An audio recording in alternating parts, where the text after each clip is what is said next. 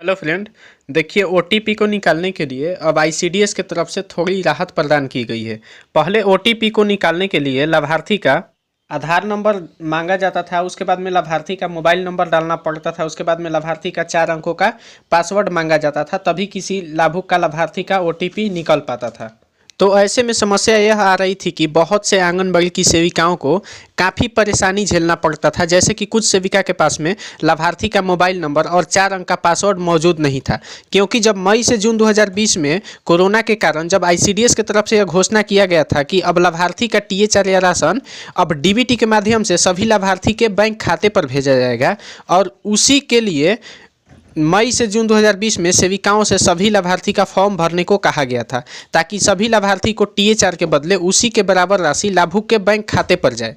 तो बहुत सारी सेविकाओं ने यहीं पर गलती कर दिया था। या तो वो फॉर्म को खुद से भरी थी या फिर किसी ऑनलाइन दुकान साइबर कैफ के पास से भरवाई थी, परंतु फॉर्म भरने के बाद में जो रिसीविंग मिलता था उसको सभी सेविका रखी नहीं, और ना ही लाभुक का रिसीविंग पर जो उसका मोबाइल नंबर और उसका 4 अंक का पासवर्ड दिया रहता था उसको नोट करके अपने पास में किसी कॉपी पर रखी भी नहीं। इसी कारण अब लाभुक का ओटीपी निकालने के लिए उन्हें तरह तरह की समस्याओं का सामना करना पड़ता है। जैसे कि जिस लाभार्थी का ओटीपी निकालना है उसका पासवर्ड भी उनको याद नहीं है, और अगर वो पासवर्ड प्राप्त भी करना चाहे तो अब पासवर्ड लाभार्थी के मोबाइल पर चला जाता है। अब यहाँ पर भी दिक्कत आ रही थी कि किसी लाभार्थी का मोबाइल में रिचार्ज नहीं था, तो उस कारण उसका पासवर्ड का मैसेज नहीं आ रहा था, तो किसी का सिम बंद हो गया था, तो किसी लाभार्थी का मोबाइल खो गया था, तो किसी लाभार्थी का मोबाइल उसके घर के कोई अन्य सदस्य जो कि बाहर काम करते हैं वो लेकर के बाहर चले गए थे। यानी कि तरह तरह की समस्याएं आ रही थी ओटीपी को निकालने में। तो अब आपको आईसीडीएस की तरफ से थोड़ी सी सहूलियत दी गई है। अब आपको ओटीपी निकालने के लिए ना तो मोबाइल नंबर की ज़रूरत पड़ेगी और ना ही पासवर्ड की ज़रूरत पड़ेगी, बल्कि आप केवल अब लाभार्थी के आधार नंबर से ही उसका ओटीपी निकाल सकते हैं।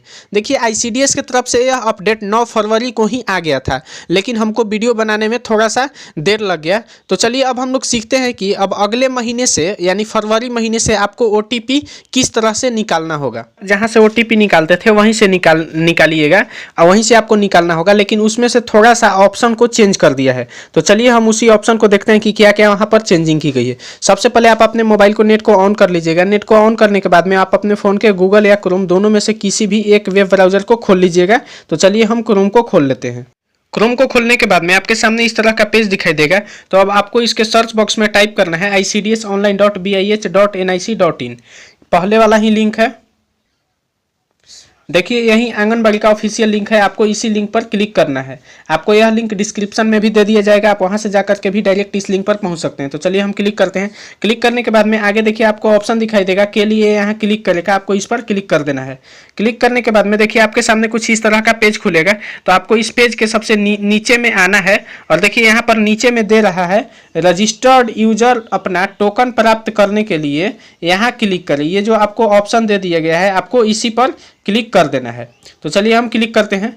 क्लिक करने के बाद में देखिए हमारे सामने अब इस तरह का पेज आ रहा है। तो देखिए यहीं पर हमें पहले क्या करना पड़ता था कि देखिए उसका आधार नंबर यहाँ पर मांगा जाता था, उसके बाद में दूसरा नंबर पर हमसे मोबाइल नंबर मांगा जाता था और उसका पासवर्ड मांगा जाता था। तब इस कैप्चा कोड को भरना पड़ता था, तब उसके बाद में हमको ओटीपी प्राप्त होता था। लेकिन यहाँ पर देखिए अब क्या अपडेट कर दिया गया है। यही अपडेट है कि यहाँ पर अब उतना सारा डिटेल्स नहीं मांगा जा रहा है, उतना सारा डाटा नहीं मांगा जा रहा है, मोबाइल नंबर नहीं मांगा जा रहा है, बल्कि केवल आधार नंबर से आप अब सभी लाभार्थी का ओटीपी को निकाल सकते हैं, जो कि बहुत ही बड़ी अपडेट की गई है। और इससे बहुत ही काफ़ी आपको राहत मिलेगा, क्योंकि आप लोग क्या कीजिएगा कि आपके आंगनबाड़ी में जितने भी लाभार्थी हैं उनके घर पे जाकर के एक ही बार में उनका पूरा आधार का फोटो कॉपी मांग के अपने पास में रख लीजिएगा। आपको हर महीने उसी तरह से देख करके आपको आधार नंबर वहाँ से देख करके आप यहाँ से डाल करके आप निकाल पाएंगे ओटीपी। चलिए हम आपको एक निकाल करके दिखा देते हैं किसी लाभार्थी का। तो देखिए हमने अपना एक लाभार्थी का आधार नंबर यहाँ पर डाल लिया है। आधार नंबर डालने के बाद में अब हमको कैप्चा कोड को यहाँ पर भर देना है। जिस तरह से कैप्चा कोड दिया होगा आप उसी तरह से देख करके बिल्कुल भर लीजिएगा। तो देखिए हमने कैप्चा कोड को भी भर लिया है। कैप्चा कोड को भरने के बाद में अब आप टोकन प्राप्त करें पर क्लिक कर दीजिएगा।